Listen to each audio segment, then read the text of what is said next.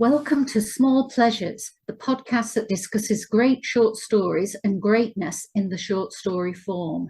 My name is Livi Michael, and I am a novelist and short story writer from Manchester, England. And this is Sonya Moor, a short story writer and translator from Paris, France. Bienvenue.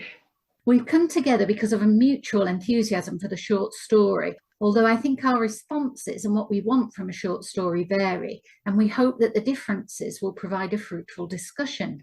This is our 10th podcast and the first where we have an invited guest. We are delighted to welcome Nina Ellis from the University of Cambridge, where she's writing a critical biography of Lucia Berlin, the short story writer we are discussing in this episode. And in fact, I think you signed a contract for your book, haven't you? What's the title? Yes, I have indeed. It's such an honour to be your first guest. Thank you so much for having me. Yes, I'm writing a mainstream trade biography of Lucia Berlin called Looking for Lucia, which will be published by Farrar, Straus and Giroux in 2025. Eagerly awaited by Berlin fans everywhere, I think. I would love it if you could tell us a little more about your book and what attracted you to research Lucia Berlin in the first place. With great pleasure. From the beginning, I was drawn to Berlin because of her geographical transience. I'm a peripatetic person too, and I really love how she captures that experience in her fiction. I also think she's clearly an exceptional writer who did remarkable, innovative things with the short story form, and who is so long overdue for a biography. Because she only started publishing in earnest in her 40s, critics often group her with Carver and the dirty realists of the 1980s, but that's not correct because she actually emerged from the American counterculture of the 1950s and 60s, and studying her work gives us this whole new perspective on those movements and on what it meant to be a female writer affiliated with the Beats, the Black Mountain School, the Bay Area publishing renaissance, and so forth. Berlin was born in 1936 and she died in 2004. She'd lived in the United States, Mexico, and Chile. Her son Mark, her eldest son Mark, once estimated that she moved on average every 9 months. She was born Lucia, and initially her name was actually pronounced Lucia when she was a child. So she was born Lucia Barbara Brown in Alaska and moved around the US for her father's job as a mining engineer, living in her childhood in various mining camps across Idaho, Kentucky, and Montana. She spent World War II with her mother's family in Texas before moving to Arizona and then to Santiago de Chile in 1949. In 1954, she went to the University of New Mexico as a journalism major for her undergrad and began to write short stories. She married 3 times over the next decade, and by this time she's Lucia, to sculptor Paul Sutman, jazz pianist Race Newton, and jazz saxophonist Buddy Berlin. And she gave birth to her 4 sons, who are Mark, Jeff, David, and Daniel, who have been so supportive and helpful with my research. It's great that you've been able to ask questions directly from her family. Yes, it's been amazing, honestly. I've interviewed Jeff and David several times in person and via email, and Daniel also via email, and they've just been wonderful. I'm a very lucky biographer in that sense, in many senses. And yes, and then in the 50s and 60s, Berlin moved 16 times. She really was very peripatetic across New Mexico, New York, and Mexico. And in the meantime, she befriended countercultural luminaries, including Robert Creeley, Ed Dorn, Denise Levitoff, and many other poets of the Black Mountain and Beats traditions. And she published her first short story in Saul Bellows' magazine, The Noble Savage. She had a really hard time in the next couple of decades. She struggled with alcoholism, while her third husband, Buddy Berlin, struggled with his addiction to heroin, and they eventually divorced. In 1971, Berlin moved her sons to the San Francisco Bay Area, where she supported them by working as a housekeeper, receptionist, school teacher, switchboard operator, and emergency room nurse. She started writing again during this period and published her first chapbook in 1977, and her first collection of short stories in 1981. Wow, what a life. She also won several awards, didn't she? She did, yes, and I'm so pleased. So towards the end of her life, in 1991, she won an American Book Award for her 4th collection, Homesick. And then in 1994, her dear friend Ed Dorn, and they really have such a wonderful friendship, which spanned decades. And she had a wonderful friendship with his wife, Jennifer Dunbar Dorn, too. But the Dorns found her a position teaching creative writing at the University of Colorado at Boulder. And by 2000, unfortunately, her health had declined following a long battle with lung cancer.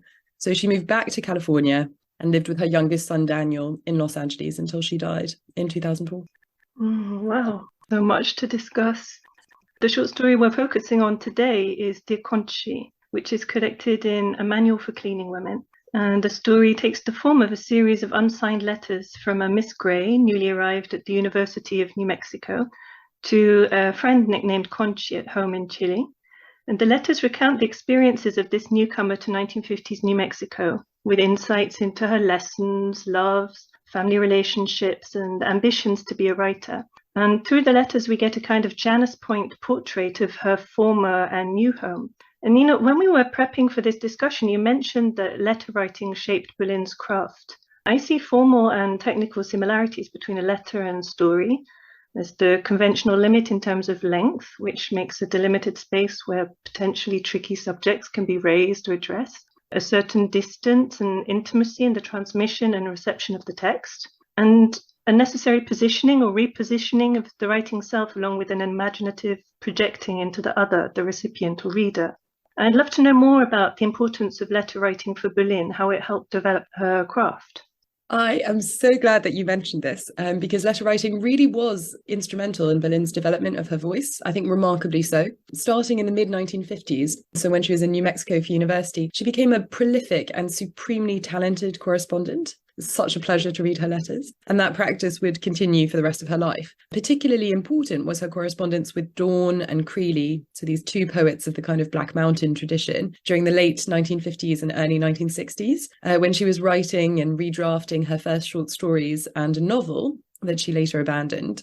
She told Dawn and Creeley anecdotes about her life and travels, and she also discussed her thoughts on writing, music, and things like Charles Olson's projective verse, which, of course, is very much based on speech and breath. Creeley and Dawn were huge admirers of Olson and followed his lead in their poetry, using this page as a sort of canvas. And Berlin does that too in her correspondence in a way that informs her later work. I'll give you an example. In 1959, Berlin wrote a wonderful letter to Dawn, who she had this very long friendship with, about her journey to New York with her then husband, her second husband, Race Newton, the jazz pianist, and her two young sons from her first marriage. So that's Mark and Jeff. She says, quote, "This is the thing about the East. You can't change your mind. You can't screw up. You can't stop." And then she indents and centers the next bit on the page, like a poem or a road sign. And she writes, "No stopping" in capitals.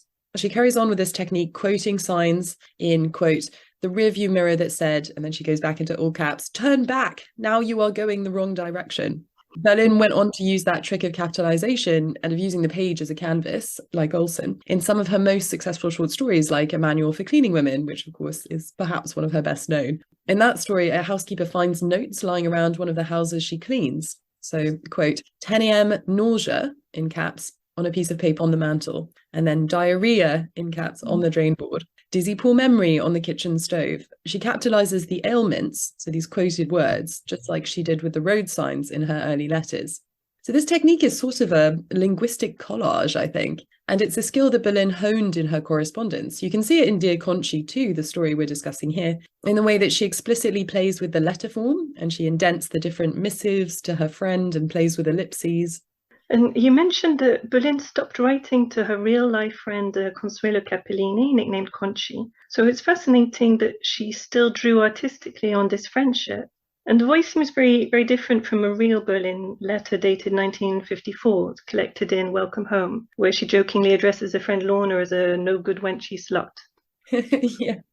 Yeah, absolutely.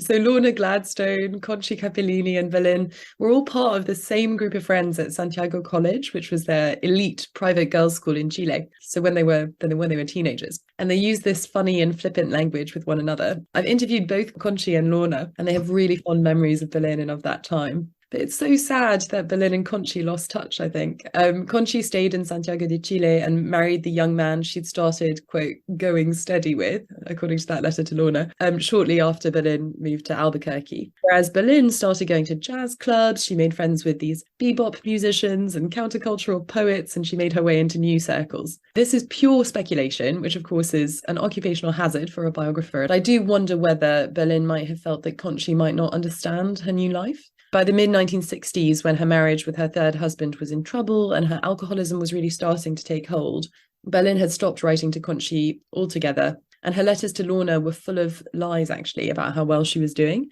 We've all told our friends that we're all right, when perhaps we're not. And yes, I suppose she didn't want her old friends to worry about her, or perhaps she felt that they wouldn't be able to relate, or maybe she was a bit ashamed. But in any case, it's really interesting that she wrote Dear Conchi in the early 1990s, so a really long time after she'd lost touch with her friend. The narrator's love for this fictional Conchi is clear in the story, and a spirit of nostalgia pervades it, as though Berlin were trying to resurrect and inhabit a closeness that she yearned for. She travelled so much and moved between socioeconomic classes to such an extent that by 1993, when Dear Conchi was first published in the new censorship, Berlin really wasn't in touch with anyone who had known her as a girl in those glittering Santiago circles. So perhaps in writing Dear Conchi, she was seeking to reclaim a part of herself. That's such a mind blow. That kind of makes her both her own writer and reader in a way. And it's such a beautiful way for Berlin to connect with Conchi too. Yes, and she really missed her after they lost touch. And Conchi told me that she missed her too. I was really moved when I interviewed Conchi and she told me about this. I think it's such a shame that Berlin died before they could reconnect. I'm interested in whether this use of the first person in this story differs from other stories. I mean, what the letter form has to offer over other first person narratives. Well, that's a really good question. In terms of Berlin's actual correspondence and her stories, there's a blur. Throughout the 1970s, for example, she often wrote to Ed Dorn and Jennifer Dunbar Dorn about her jobs as a hospital switchboard operator and emergency room nurse. Although Berlin never kept copies of her letters, some of these anecdotes reappear almost verbatim in her short stories about hospitals, like Emergency Room Notebook and My Jockey. So in other words, the first person of Berlin's actual correspondence found its way into the fictional first person of her stories, as though both letters and stories were improvisations on the theme of her life, as in the bebop jazz that she loved so much. The difference with Dear Conchi, of course, is that the first person is explicitly epistolary, and that it reaches far back into Berlin's past in terms of setting and time period. Dear Conchi is explicitly constructed, crafted, but gives this wonderful illusion of immediacy and artlessness, something Berlin often sought to evoke with the apparent kind of casualness or gossipiness of her narrators' voices, even when they're not presented as letters. And in this story, quite intentional, not forced, but almost forcing. It seemed to want to explain things, and the explaining seemed intended for the dominant profile in that newer environment. So I guess primarily a white Anglo-Saxon Protestant culture, like a way of narrating a certain strangeness in terms of identity, but also of making a more waspish reader see their own strangeness, commenting on the wrongness of the writer's clothes, for example, so as to tell the, quote, horribleness of the local girl's circular skirts and blue jeans. This links in my mind with something Nina highlighted in her paper at the 2022 European Network for Short Fiction Research Conference, and that's Berlin's bilinguality and bi or multiculturality.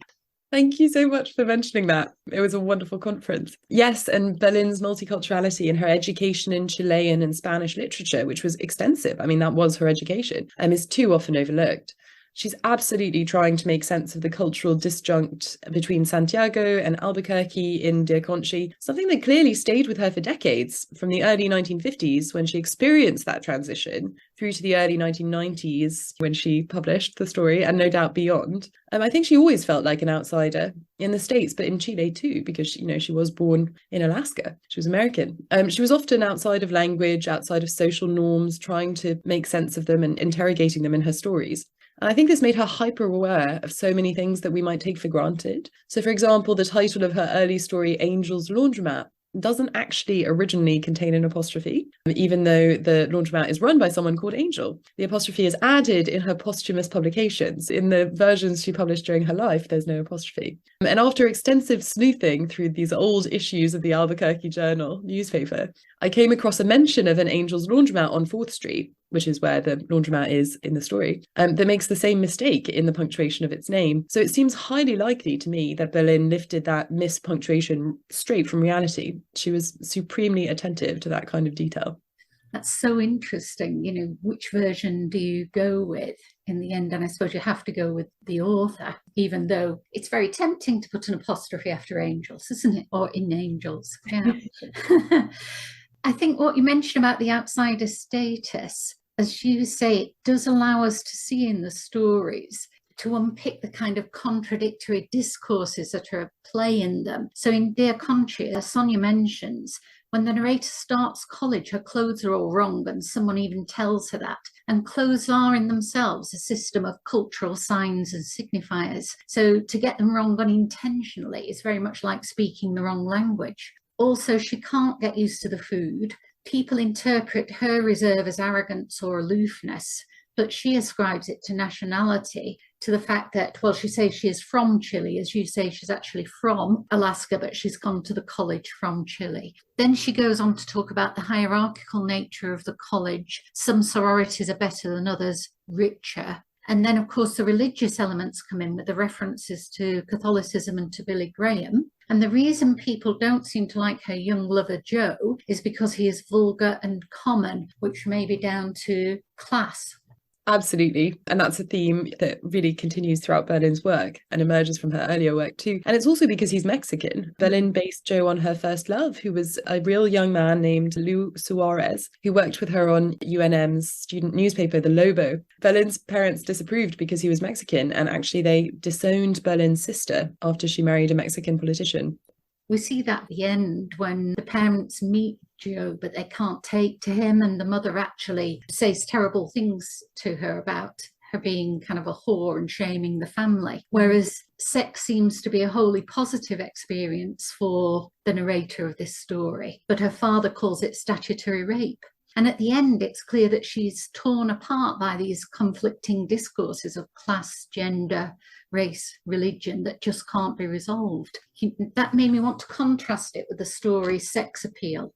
Yes. What in particular draws you to sex appeal? That's such a fun one. And another really interesting transformation of Berlin's reality in her fiction.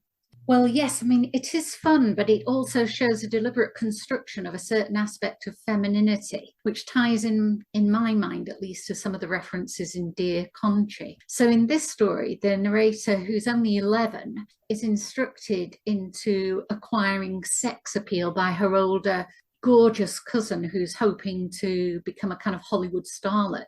None of it comes naturally. You can really see that she's on the cusp of childhood and womanhood when she goes up the stairs and rehearses coming down them. She's learning sex appeal, the discourse of this particular femininity, as one might learn a new language. And while she's still trying to appropriate this new language or discourse, her cousin's friend, the son of a millionaire father, makes inappropriate moves towards her. I think we do read them as inappropriate, although it could be argued that they are appropriate to the inappropriate discourse in which the young girl is participating. She's not ready for this and just doesn't know how to respond. So I think in both stories, while sex appeal is kind of lighter and funny in parts, there's an illustration of the destructive potential of these cultural discourses.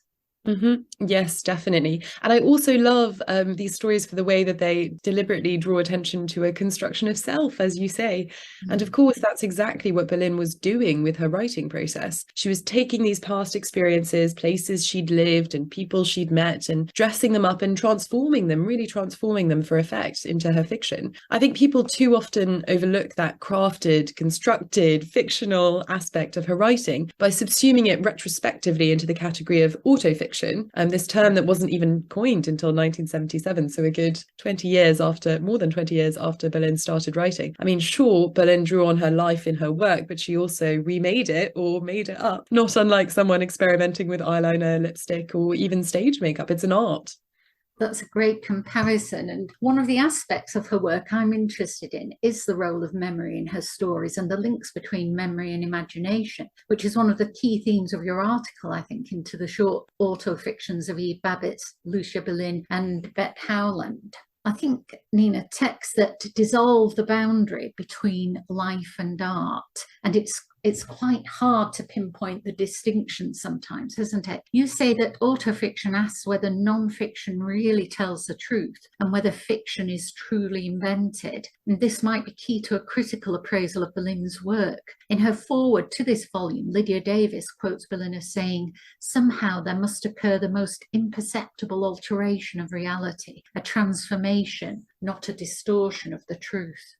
I love how Davis describes that, the use of that word transformation. And I find the lens of jazz really helpful in thinking about this. I think I mentioned before, especially since Berlin was so immersed in music through her husbands and friends from the mid-1950s onwards. I think that for her, life was the kind of theme, and short stories were a series of improvisations on that theme, and so were letters. I wrote about this, as you say, in my article in Critique, Studies in Contemporary Fiction. Because Berlin's improvisations are short stories, they often return to the same experiential terrain, and they each reinterpret it in this often contradictory ways. So the gaps between different versions of similar events in Berlin's different stories remind us that, at the end of the day, they are fiction. And yet she tricked her readers into approaching them as fact, for instance, by using the names of real people. So some of her protagonists, as you know, were called Lucia or Lucia or Lou or Laura.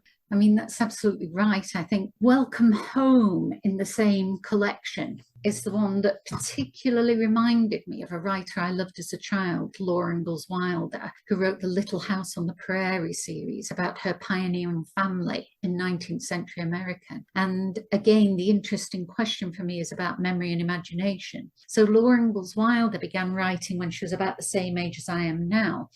And I can't remember my childhood self in that vivid way that she apparently remembers hers. She leaves out several things, however, and the kind of detail we find in Welcome Home, where someone actually freezes to death over the winter. So she leaves out the kind of detail about those pioneers who don't make it. And crucially, for which she has been criticised, she's apparently unaware of many factors affecting the indigenous people they encounter, the Native Americans.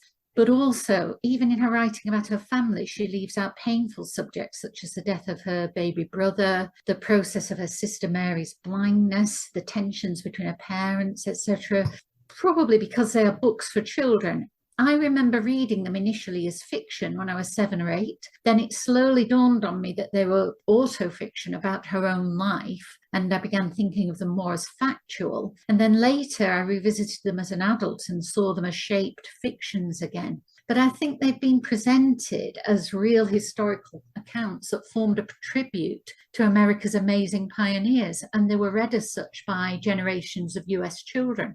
I think the link I'm making here is that it would be easy to read Berlin's work as unmediated factual accounts or memoir because of the use of the first person and the social realism, and because sometimes, as you say in your article, the narrator shares Berlin's name without seeing the artistry, the shaping and the deliberate creation of that illusion. The letter form especially refers us to moments of lived experience that we are inclined to read as true, because why would you lie in a letter to a friend? I know I'm being simplistic here because letters are an art form in themselves, but they're often not read as such. Yes, I think that's spot on. Here's to reading the letter as an art form. And I think Berlin would have loved that we're having these discussions, recognising and celebrating her artistic choices rather than reducing her fiction to her biography, which I think unfortunately happens too often, especially with female writers. In terms of style, I noticed that Berlin often indulges in prodigious and glorious lists, with each item linked by a conjunction. So Welcome Home has a letter from 1959 where she says, "They work so hard and so easily, and mulch and sow and reap and can and prune and graft and darn and bake and plant, and everything is so cyclical and ordered and nice." But in Dear Conchi, Berlin limits herself to a relatively tame Indian pots and rugs and modern art. And Dear Conchi feels in this respect perhaps a bit like a writer behaving, conforming to ideas about how a story should be told, perhaps artfully so. And there are references to the letter-writing protagonist's ambitions to be a writer. And my heart squeezed at a line of fictional feedback delivered by a man corresponding to the stereotype of a literary authority. And she describes him as looking like a handsome author on a book jacket with a pipe and patches on his elbows. And this person describes her work as an acceptable little story. And she gets conflicting but perhaps more helpful feedback from her boyfriend Joe, who has a more counterculture profile and who describes her story as precious and false. With all this masculine judgment, I couldn't help thinking about the broader sweep of literary history that, as you say, tended to sideline women's stories, and about how long Berlin's talent was overlooked and the difficulty for a minority voice to negotiate mainstream expectations and norms. Oh, absolutely. And, as I said, I'm so happy that she won the American Book Award and found this teaching position at the end of her life, but she deserved more recognition. And it's a shame that she's not alive to see herself celebrated now. She found that a real challenge throughout her career, and especially when she was beginning to write in the 1950s. She saw the poet Robert Creeley as a mentor, and yet he told her literally to focus on her wifely duties instead of writing. Ed Dawn, on the other hand, who I've mentioned several times because I just love his friendship with Berlin, and I love his work too. He was immensely supportive of Berlin throughout their decades-long friendship. He introduced her to every single one of her editors and publishers. I don't think that's an exaggeration. And she published with quite a few different independent presses of the Bay Area. And he got her the job with his wife, Jennifer Dunbar Dawn, got her the job teaching writing at the University of Colorado, where he worked. He was a tireless champion of her work. And yet he features in university courses on the American counterculture, and Berlin doesn't. The sexism of the literary canon persists, and I'm sure that a huge part of the reason why Berlin isn't better known today is that she's been left out of lists of countercultural writers, almost all of whom are men. And she's been miscategorized and thought of as part of this tradition of the 80s, this kind of dirty realist tradition. So I'm glad we're putting her back in the place that she really emerged from. Yeah, important work. And the fact that Berlin includes that line, an acceptable little story, in Dear Conchi made me think that she may have appropriated it in a powerful way and gained an ironic distance from such patronizing appreciations of someone's work. I mistrust myself, back to that tangled question of fiction versus reality. And Berlin seems to grapple with this too in Dear Conchi, considering how to make a story true, how to craft a story that works through techniques such as taking out adjectives, but also by digging deep to inject emotional authenticity. I love the line, "It doesn't bother me, of course it bothers me." I love that Berlin uses her work to carve out this space where bothness, one thing and its opposite, can be at home. I think that's a really good point. Part of the vitality of the style seems to me to come from this acceptance of contradictions and variables without aiming necessarily to create a consistent or cohesive narrative. And maybe the letter writing form contributes to that. I mean, it's interesting that we don't hear back from Dear Conchi. The letters are all in the narrator's voice. Why do you think that is? Oh, that's so true.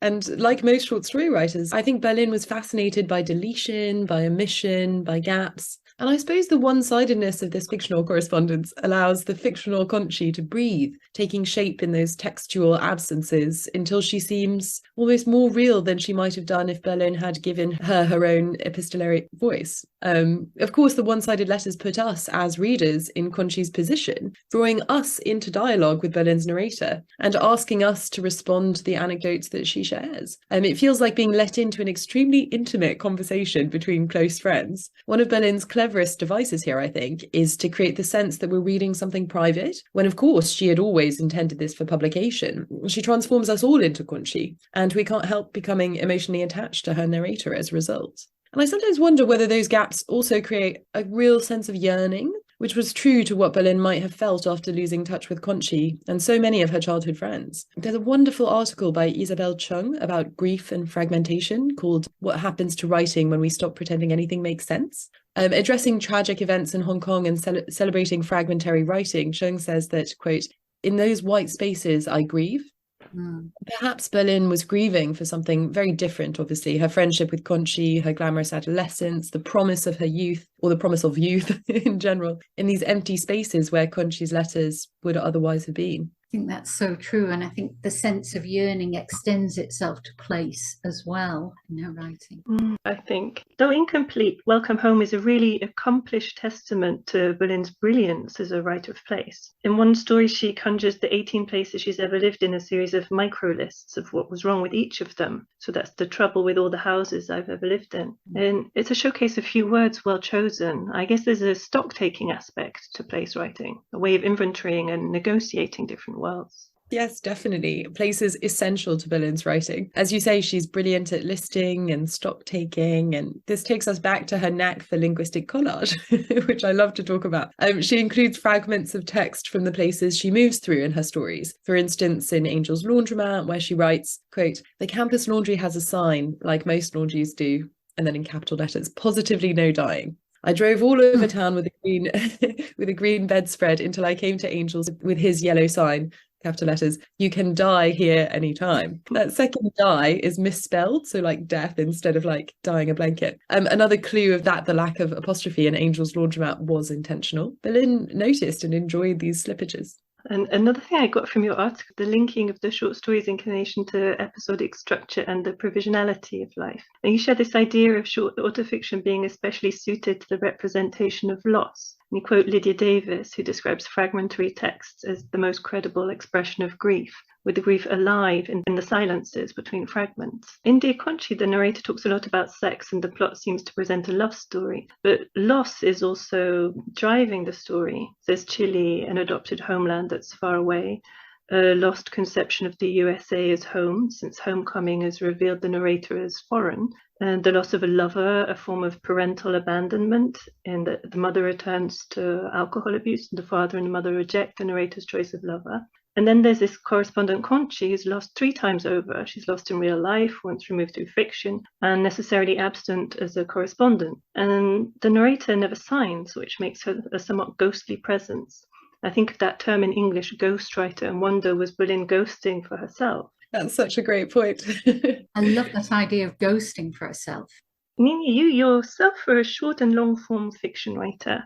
Perhaps to close, you'd like to share a favourite writerly lesson gleaned from Berlin's life and works. Sure. Well, it's funny because I thought of myself and was a fiction writer for years before stumbling into writing this PhD in biography. And since then, I've discovered that I love writing nonfiction. So in a really obvious sense, Berlin brought me into a whole new genre, and ironically, one that she didn't write herself. So biography, nonfiction. The other main thing I've learned from Berlin is to keep going, keep working, keep redrafting and submitting through however many rejections. Having read her correspondence, you know, she was rejected many times by literary magazines and publishers. She didn't start publishing in earnest until her 40s, and she wasn't celebrated to the extent she deserved, as we've said, until long after her death. But she didn't give up. And I, you know, as I've said, I just wish that she were here to see how beloved and admired she now is by readers all around the world. Yes, it's sad, but encouraging at the same time. In her foreword, Lydia Davis says that she's always had faith that the best writers will rise to the top like cream sooner or later and become exactly as well known as they should be, which is an encouraging thought that in spite of all trends and prejudices, great writing will eventually get the attention it deserves. She says that this collection, A Manual for Cleaning Ladies, will get Berlin that attention, and I really hope so, since it's a wonderful collection and one really worth reading. We hope you feel inspired to read it now after our discussion. So once again, thank you for listening to this Small Pleasures podcast, and thanks especially to our guest Nina Ellis for sharing her insights into Berlin's work. Keep your eyes open for Nina's biography of Lucia Berlin, Looking for Lucia, which will be released by Farrar, Straus and Giroux in 2025. And do keep your eyes and ears open for our next podcast. We have many great short stories to cover. Until then, goodbye from Nina and Sonya and from me. Thank you so much, and goodbye. Thank you. À bientôt.